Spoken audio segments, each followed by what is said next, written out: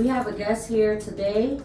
Geneva. I am a survivor of domestic violence and also a certified member of the DVR team, which is Domestic Violence Response Team. We have another guest here. My name is Ruby, and I'm a domestic violence survivor. I'm here to tell you about my story of how I survived. We have her sister who's a guest here to support. My name is Vanessa. So today we will just be talking on domestic violence and the trauma that we have experienced. I'm also a survivor of domestic violence, and I would like to give Ruby the floor first to tell her story, and hopefully we could get some healing in this and use it as therapy as we speak about this traumatic experiences that you have experienced in life.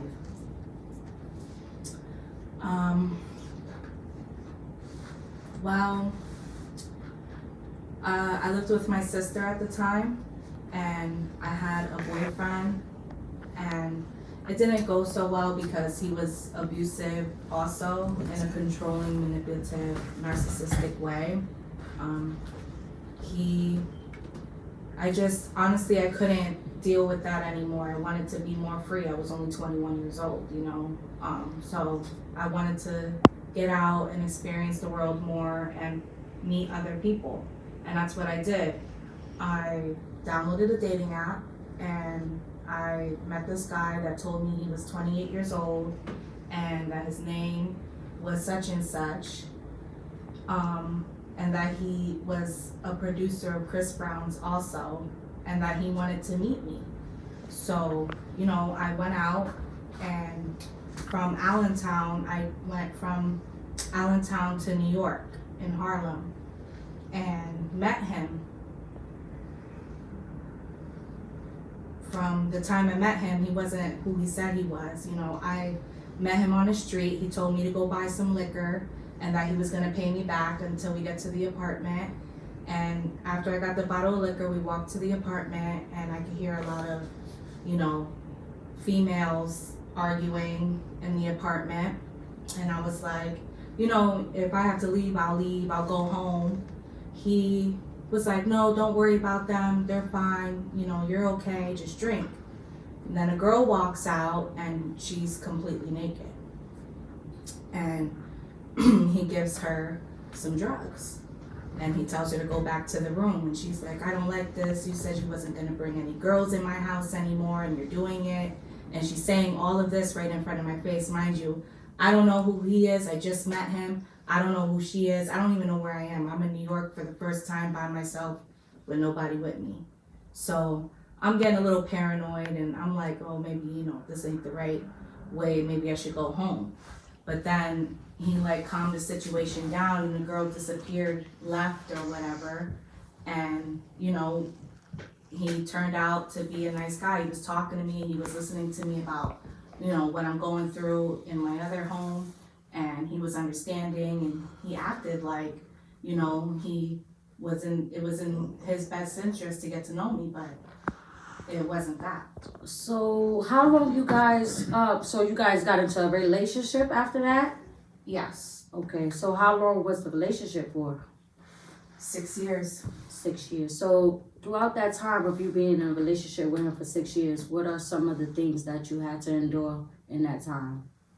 I had to go through sexual things with other women, and not just one or the same, multiple different that I can't count on my hands or toes women. I was forced to do these things, regardless if I cried or I pled, I begged. It didn't matter. He put a gun to my head and forced me to lay with him and these women. Okay, and in that time, did you ever felt like I have to get out of this situation? What was your thoughts? I felt like I was stuck actually in a situation. I didn't have, my family my family was in Pennsylvania. I was in New York. I was going back and forth for a few months before I fully moved out to New York. And me and my sister, we parted ways. She was looking out for herself as I was looking out for myself. And at the same time, I didn't really tell her what was going on to begin with for the first year. Okay, so would you say that you stayed because you loved him or because you were scared? What was your thoughts in the relationship? Like, how did you feel? Honestly, I felt both. I was scared, but I loved him. I felt bad for him. I felt like he needed me, and that if I wasn't there to go through the trials and tribulations with him, I wasn't gonna get what I sought out, which was a family, a marriage, a house, white fence, whatever you wanna call it. I wanted to be with him, and I thought that if I stuck it out, as long as I did, that he was eventually gonna be like, oh man, look, she went through all this with me. Maybe, she's the right one. She accepted me for me and let me do what I had to do, But it never went like that. It just kept going, and it never ended. And so what was the outcome of your relationship as time went on? Like, did you guys have kids? Did you guys get married? Did you guys stay together? Did y'all break up? What was the story behind everything? we ended up having a son a year after being together, and I got my son taken away a year after him being born because of me being in a domestic violence situation. The neighbors in the building would call the cops all the time until somebody called CPS and said that I had my baby in a drug house. And they came and they were asking me where I lived, and they scoped it out, and they seen who their father was. See, now I know, but before I didn't. Now I know he's known through the system because he has all his kids are in the system. Wow. Nobody has custody of his kids, And could you tell us how many kids he has? over 23, Wow, over 23 kids with multiple women. over 17 baby mamas, Wow. and still counting. Okay, and you said that he was in jail before. You had mentioned that when we had spoke prior. So did he go to jail for abusing you or for other reasons? He went to jail because he's federal. They know him, and he sells drugs, and he has guns, and he sells wherever he wants to whoever he wants, regardless if he gets caught or not. He doesn't stop. He even runs from halfway houses. Like, if they're transporting him, he'll jump out the van as it's moving, and they'll catch him 6 months later. I had to deal with him going to jail every 6 months because he's a runner and he's a drug dealer. There was multiple times I could have got him arrested, but I never gave his name. The courts, when they took my son, they put an order of protection against me and him. But that didn't keep us away. I mean, it did get us caught up eventually when he was beating me in the hotel parking lot, and somebody called the cops, and he gave his real name. So all the times that after they took your kids, you guys were still fighting and still going through stuff. The police was still coming. I'd like coming. to touch up on that a little bit. I know you said that child service, you had to deal with child services with the kids and everything. Yeah. So the kids, did they witness any of that, any of the abuse and everything as well? No.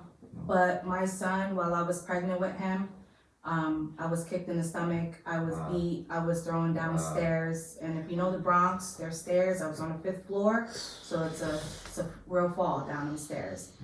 And, even though my sons didn't get to see the abuse, they got to feel it. Yeah, definitely.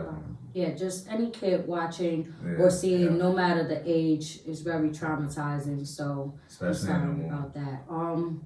Is there anything you want to ask?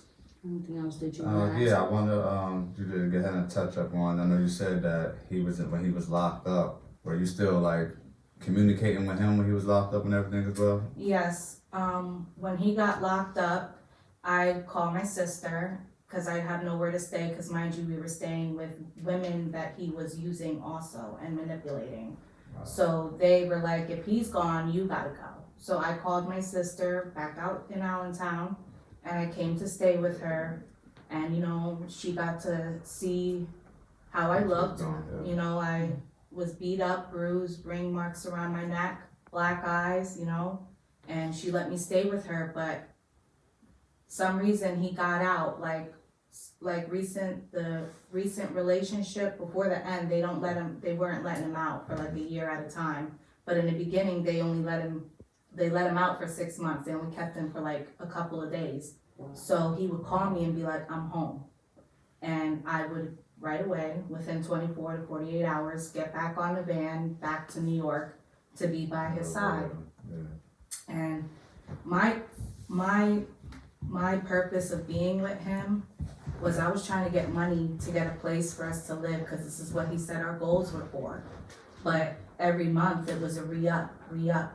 Every day of that month I was out on a strip in White Plains or somewhere in New York slinging heroin, drugs, you know, to the next person. So you would say he would have you sell drugs, he would have you have sex with different women, just do a bunch of things you just wasn't comfortable with, but you just wanted to make him happy, you just wanted him to accept you, so you just went along with some of these things. Right. Okay. With the children, how many kids you have with him? 2. 2 kids with him. I'm so sorry. My second born son was taken from me 3 days after I gave birth from him, because they found out that he was the father to him, and they were like, you're not keeping this baby because we know you're still with him. So they came to the hospital to get the baby. Before I was released and everything. Wow. Can I So, ask you a question? Mm-hmm. Did you ever try to get help before, like, because you mentioned that he would get locked up, he would go to jail for things that he did, you know, even other than the abuse. Did you ever try to seek help? There was a time, and he wasn't in jail. This is like a few months after they took my firstborn son. I was beaten up pretty bad. I couldn't see out of both of my eyes. I could barely talk because I was choked out. My face was swollen, and he just left me on the side of the road. So I called my kid's caseworker, and I told them, and I said I'm ready to do what I have to do to get away from him. I need help, you know. So they told me to meet at their office, and I met at their office, and they seen how badly beaten I was. And they said that they would be right back, that they were going to get police officers to take a report, because this is unnecessary.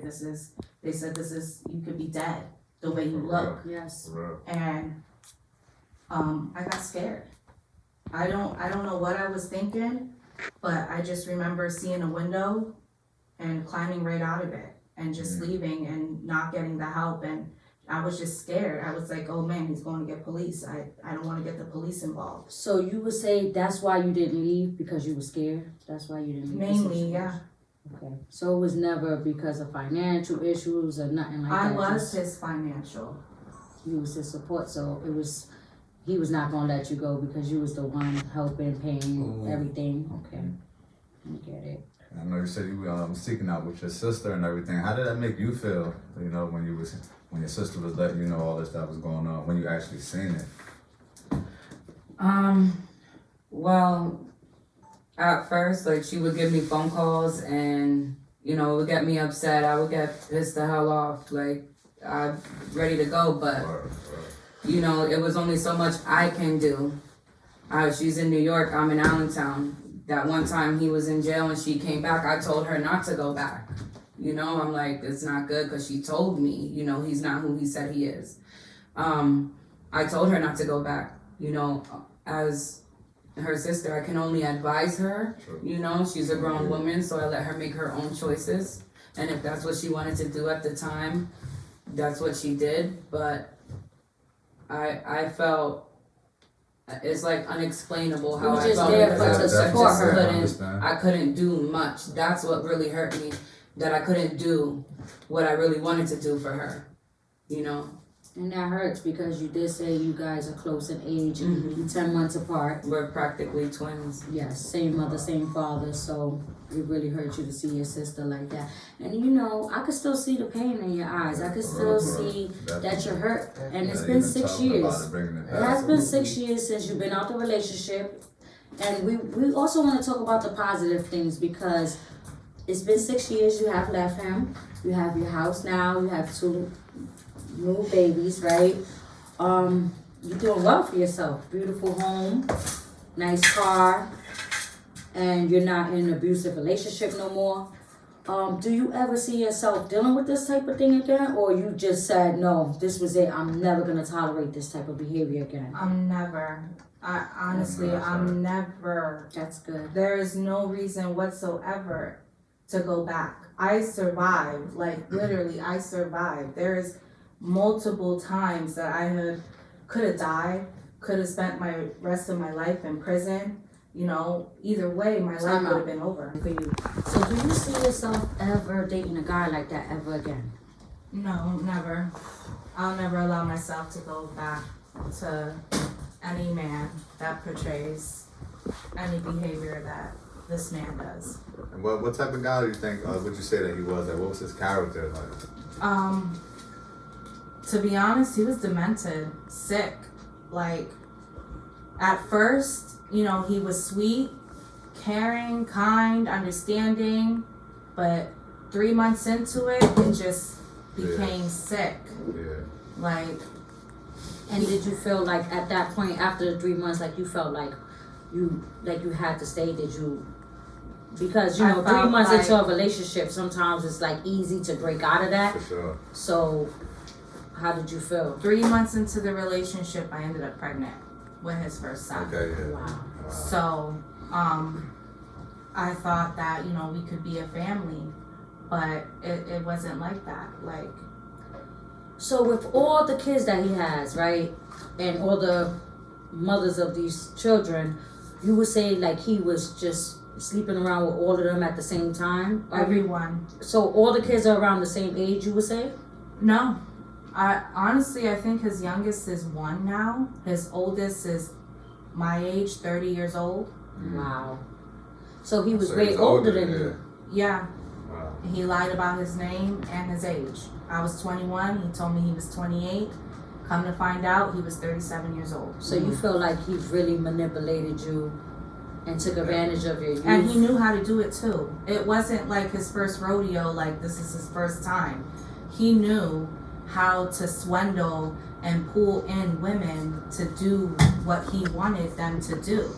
He knew how to touch and be with a woman also. He knew how to be sensitive. He knew how to play with our hearts. And at the same time face and like his spirit, he was showing me that he meant that. But then I heard him repeat it to other women. So you just know he was just baby mamas, messing with your mind. And that's why it was important for us to touch on this topic and do this podcast on domestic violence, because a lot of times, a lot of young girls, they don't see it. They don't see that manipulation. They're not experienced with relationships. Right. And now that you said that, before I forget this question, how long into the relationship was it before he showed you those abusive signs? Because you did mention he was sweet, he was nice. You know, you was pregnant with your first child 3 months in. So, but how long was it before he started that behavior? After I found out I was pregnant, 3 months into the relationship, I decided to go meet with him to tell him the news in person instead of over the phone, because I had no acknowledgement he had other kids. So I'm thinking, you know, I'm the first one to give him his kid. Wow. So he didn't tell you that he had children prior to you? No. Wow. So I go to meet him, and he's in a whole nother house that I'm never been in, or like, you know, I never seen this person or anything. So I was like, whatever. Then I'm telling him I'm pregnant. He's like, oh, that's good, baby. But listen, and this is exactly how it went. This is the first time he pulled the women on me. He was like, this chick's about to come over and give me some money. I just need to lay with her. Just wait in the other room. It'll only take a few minutes. We need this money. Don't you want me to get this money so that we can have a house for our future baby, this and that? So he was using other women while he was in a relationship with you, and I expecting you to accept those things. He did. He expected me to accept those things, but I did leave, and I was on my way back to the train station until I was pulled over in my Uber by the FBI. 3 months into knowing him. FBI? Yes, the FBI. Wow. They asked me to give directions to the apartment he was in.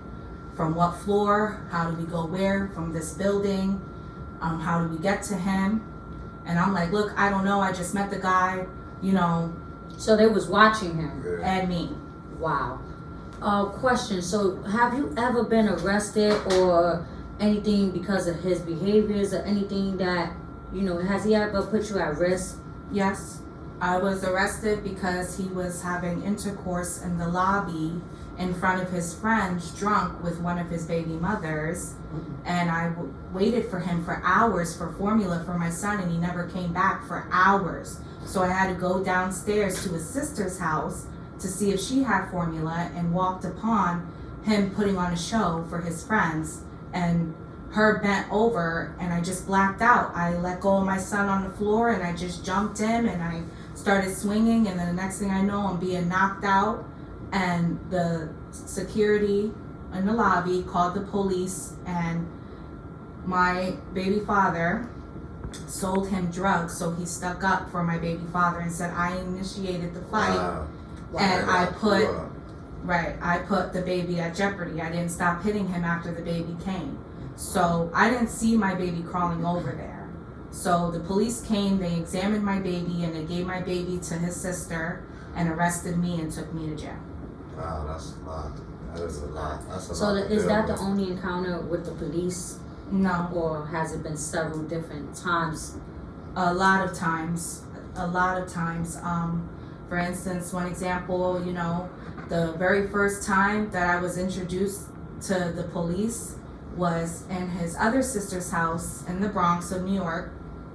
We were sleeping, unclothed, in bed. It's 5 o'clock in the morning. Next thing you know, we say, freeze, put your hands in the air. I'm thinking it's a dream because I'm just waking up out of my sleep. Yes. No, it wasn't a dream. There's a bunch of FBI SWAT team coming through the window, the front door. You see the kids on their stomach, the woman that is in the apartment on her stomach, Wow. and they have guns on us. And they're like, get out of bed, get dressed. They shackled him, put shackles on his ankles and his hands, and covered his face, and escorted him out as they raided the building. And this was the first time I seen that he had well over the amount of drugs and multiple weapons, unregistered at that too. Wow. So then that you went through all that, like what's some of the some red flags that you look at now that you think you can give to the audience and stuff like that, so other women and stuff can know what And they young be girls, looking for? because this started when you was 21. So we definitely want to, you know, reach the youth with this, because Definitely. you know, sometimes that's where it starts, believe it or not, at that age. It is. To be honest, I wouldn't trust the dating sites. I won't say which one in specific because there's, you know, a lot out there, but the dating sites is not where to go to meet somebody, because you don't fully know who you're meeting until you actually meet that person. That's And very true. not only that, just don't believe everything a person says, because at the same time, they could be telling the truth or they couldn't be telling the truth. You can't chance that, because there are evil people in this Very world. dangerous. It's very dangerous. So that's the advice you would give to young girls: stay off the dating sites. I would say, honestly, my true advice is if you meet a man and that man automatically shows you red flags, such as making you pay for things or bringing you somewhere you're not supposed to be, or involving you in something you're not supposed to be involved in, something with, you know, acknowledgement that you would know, leave. Yeah, Because it's not going to get better care from about there. your well-being. It's not. Definitely. It's definitely not gonna get better. We would like for Geneva to step in and give some advice and Definitely. As you were speaking, I was just thinking in my head, like, you know, let me share some of these facts, you know, because, you know, you was, you know, giving the signs, the red flags. Some people really don't know what abuse is. Some people really don't know that that is abuse, what they're experiencing. Because, contrary to what we think abuse only physical. is only physical, getting beat up. Yes. You know, seeing a woman with a black eye, but abuse comes in so many different forms. And you not know. only for women. Yeah, definitely. Men as experience well. this too. Exactly. You have men experience abuse. You have children experience Yes. abuse, the elderly experience abuse, animals, you have, the animal cruelty. So abuse comes in many forms, it hits many different populations, different ages, different, when I say Backgrounds, populations, not exactly, the rich, the poor, it's really hitting in those affluent, communities because they're rich. They don't want anybody to know what they're going through. Yep. So it's hidden. You know what I mean? So that's why I'm not, I'm not saying anything. So and a lot of people, they're just embarrassed. They're scared to tell people what they're going through. In your case, you was very fortunate and blessed to have a sister that could, help you, be there for you, be a support team for you. And, a lot of people don't have support. Right. They don't have no one that they can call. They're scared to call places like Turning Point and all the other domestic violence agencies because they're scared that, if he finds out, it's going to get worse. What's going to happen. Definitely. They're not going to be Yeah, and let me say, if you don't know what to do, the best thing you can do, because some people don't have the opportunity to leave. Yes. Some people, they scared, So if you don't know what to do, we have Google, we have all of these outlets or whatever. Just get educated on it. Yeah. Get educated. Understand what abuse is. Understand, know where to go if you are abused. Develop a support system. So if you're going through something, you do at least have a support system. And Counseling, saying all of that. Yeah, and therapy, saying all of that. anything that helps. I don't know if you ever went to, remember I asked you earlier if you ever got any, counseling, anything like that. It's this thing called the power and control wheel of abuse. I just want to, like I said, I came to share some information, some facts. It's 8 different forms of abuse and control. And I'm gonna just spit them out real quick because people sometimes don't know that they are experiencing abuse. So it's using intimidation, making someone scared, making someone feel afraid of them, making them feel afraid to leave. Emotional abuse, putting someone down, making them feel less of themselves, and now I'm not feeling worthy, so I'm not looking good enough. Nobody gonna want me, so I'm not gonna move on because he loved me this way.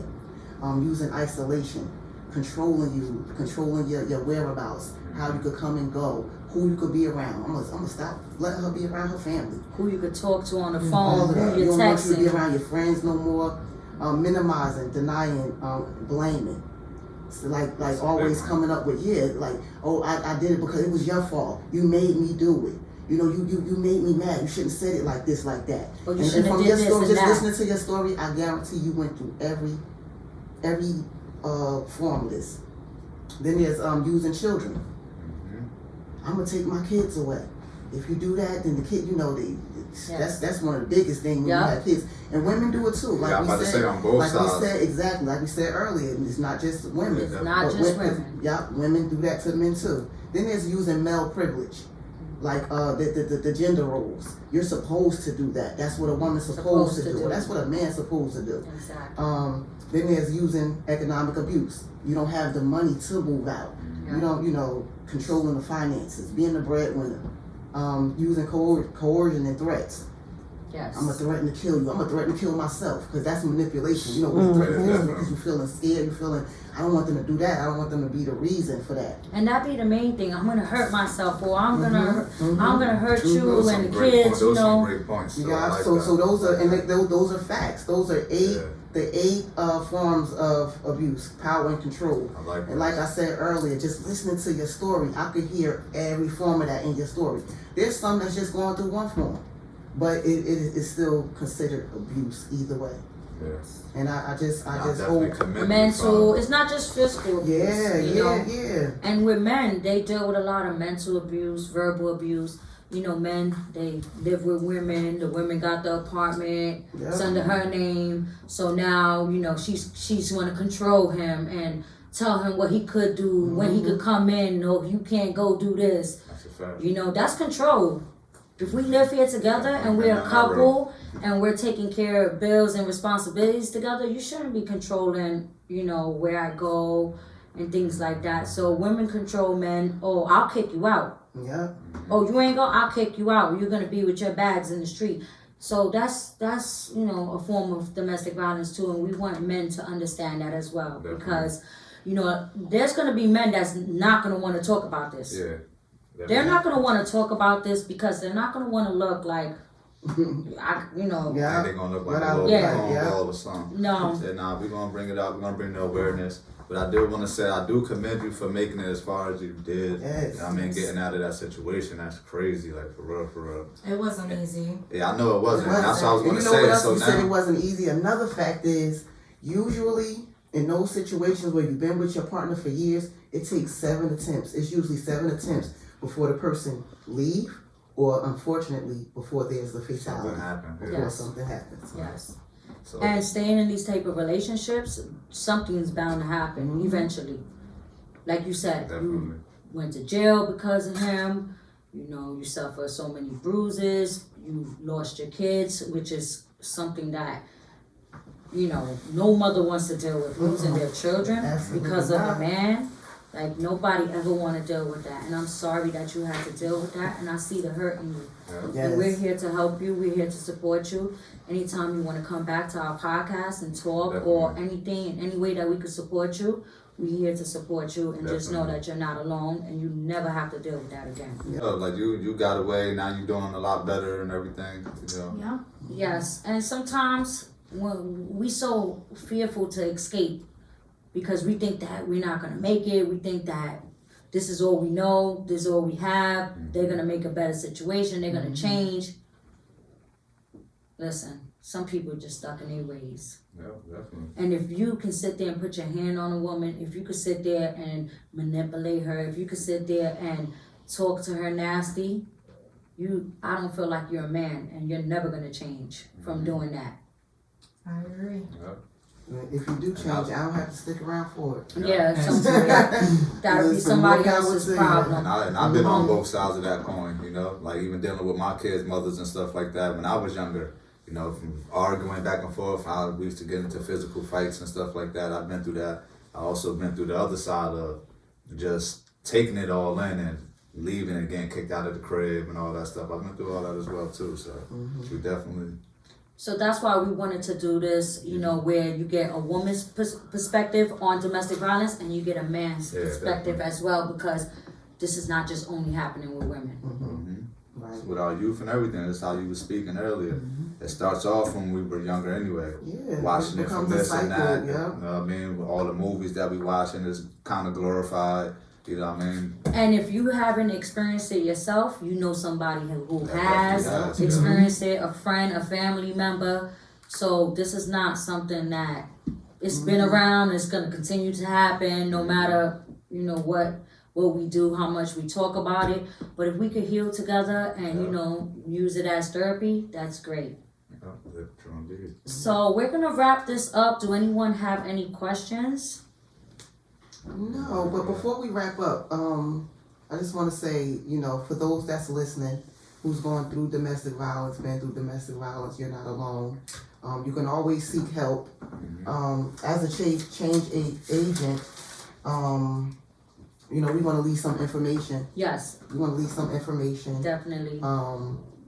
We just don't want to leave people on, giving a story and leaving it like that, because there's some people out there that Really need help, right? really need the help. So I know Turning Point is an agency that I used at one point to get counseling, and they help you with all type of different things, not just counseling. They have so much support.